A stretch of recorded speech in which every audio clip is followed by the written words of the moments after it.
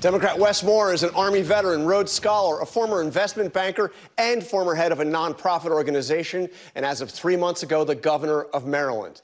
Taking the oath of office on a Bible that once belonged to Frederick Douglass, he became his state's first black governor in January. Governor Moore joins us now. Thank you for being here. It's my pleasure. Great to be with you. So I want to start with the news of the abortion pill status being very much in doubt. You announced late Friday that Maryland will be stockpiling mifepristone. What's your thinking on this? Well, my thinking is Maryland's going to lead on this.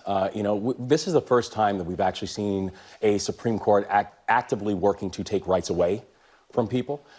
Maryland is going to be a state where we are going to protect reproductive health and reproductive rights.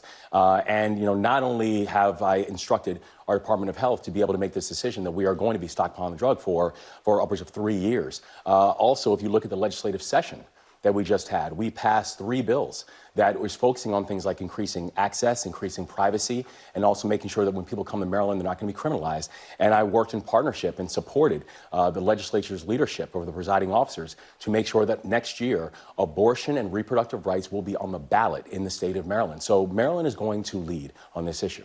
And in your inaugural address, you addressed the issue of crime, which, of course, is a big issue, especially in Baltimore, but throughout Maryland. You said we do not have to choose between a safe state and a just state. And Maryland can and will be both.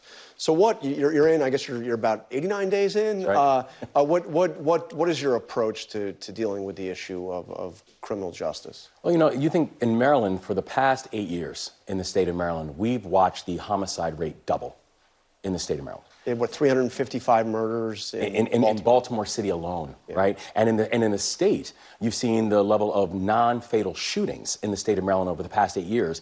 It has doubled. And so we ran on the idea that we were going to take this seriously and we were going to move aggressively. And it was going to be an all-of-the-above approach. I mean, just last night in Baltimore, we had a 12-year-old murdered with an assault rifle.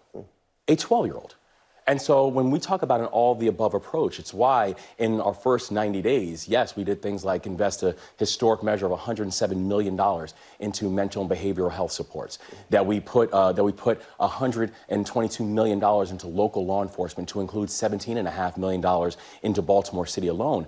But it's also about... So you're certainly not in the defund the police mode? No, not at all. And also, when you look at the fact that if you think about how we're actually investing in other things as well, because you're not going to militarize your way out of something that is a larger challenge. We have to get these illegal guns off of our streets. And at the same time, it's the reason that we made record investment in public education. It's the reason that we also did things like investing in a service year option, where high school graduates will have a chance to have a year of service to the state of Maryland. So this is an all-of-the-above approach in the way that we're looking at public safety. I was struck by something else you said in your inaugural address. You talked about having handcuffs on your wrists at 11 years old. Yeah. Quickly, tell me that story. When I was 11 years old, was when I felt handcuffs. Yeah. And I thought about it in the moment of the inauguration, where if someone would have said to that 11-year-old kid, with handcuffs on his wrists, the child of an immigrant single mother, who was just trying to find his way, and if someone would have said to that kid, one day you could be governor, I would have never believed them.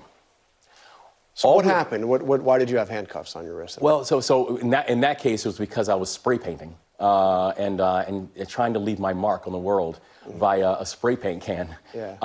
But I figured, and the thing that happened to me was, people showed me that there was another way to leave your mark on the world. Yeah. And it wasn't spray paint cans.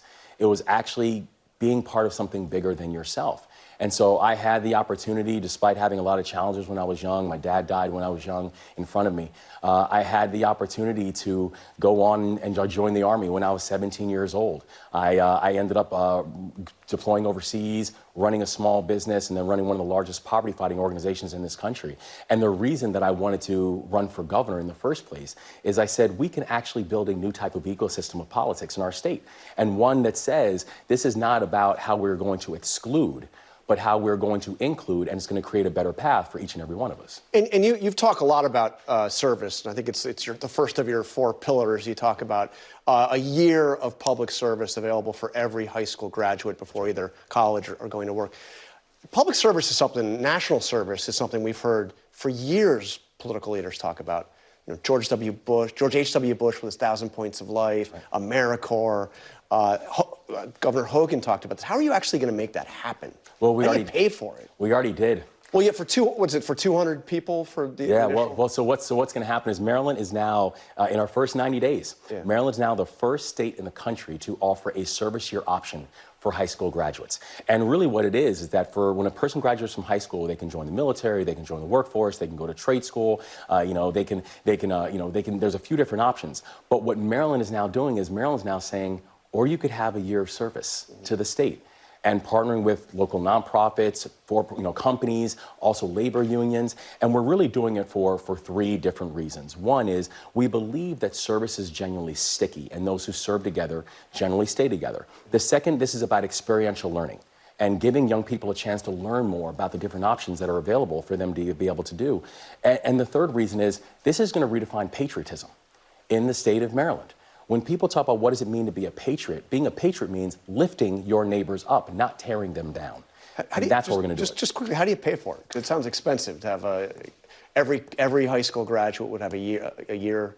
Yes. How do they get paid? How does it work? They would have a year of service, and at the end of the year, they would actually receive a $3,000 stipend. And what we did was not only did we allocate a portion for the state budget, but also this is being done in partnership with our federal partners, with AmeriCorps, with the private sector. Watching the level of engagement that we have already seen since the bill passage has been phenomenal. And this is going to have a market and a generational impact on the state of Maryland. All right, Governor Wes Moore, a lot more to talk about, but we got to start. Thank you very much for joining us. It's my pleasure. Thank you. Appreciate it.